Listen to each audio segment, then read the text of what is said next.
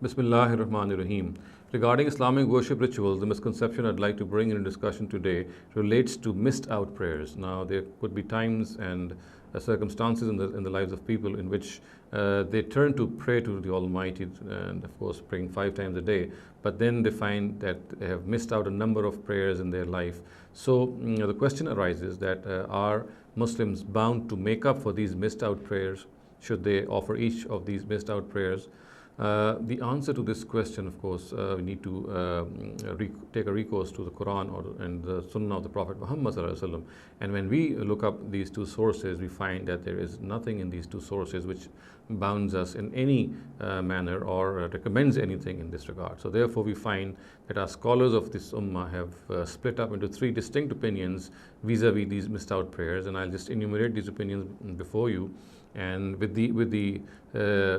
and I specify this that of course any one of these opinions can be adopted, and therefore if one adopts any of these opinions, since these opinions are obviously based on ijtihad, so therefore one must not negate or criticize the other opinion. All these 3 opinions have been formed in our ummah, and a person can adopt any one of these.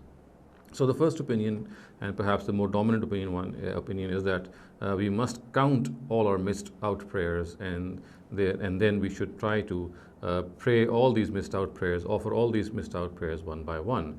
The second opinion in this regard is that we should count our optional prayers, or the nafil prayers that we offer after our obligatory prayers, that we should count these as the missed out prayers. So we should, in fact, when we're praying these nafil prayers, we should think that we are actually praying the missed out prayers earlier on, and we should, of course, keep a reasonable count of these missed out prayers, and then compensate them in the form of the prayers that we are praying, and regard them to be those missed out prayers. And again, as I said, these nafil prayers that we pray with our obligatory prayers should be the ones which stand in for those missed out prayers.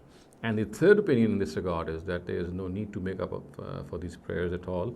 One should just offer repentance before the Almighty and ask for His forgiveness. And since what has been lost, and the temperament of our religion is not to put people into difficulty, and the Quran says, "Yuridullahu bikumul yusra," the Almighty wants to put you into ease. So if we keep this temperament of our religion in mind, then of course what has been missed out, what cannot be made up, because making that thing up would of course be a cause of great difficulty, and will be very, very difficult for people to make up for what they have lost. So therefore, if one repents before the Almighty and asks for His forgiveness, that will be sufficient, and that would hopefully make him successful before the Almighty vis-a-vis this particular issue.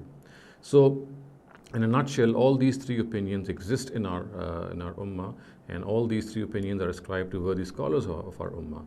So people can adhere to either one of these opinions, and as I said earlier on, if we adhere to one opinion, we must not negate or criticize a person who adheres to a different opinion or an opposite opinion, because as I said earlier on, we have been left open-ended in this matter. The Sharia has left this matter to our own discretion. أقول قولي هذا واستغفر الله لي ولكم ولسائر المسلمين والمسلمات.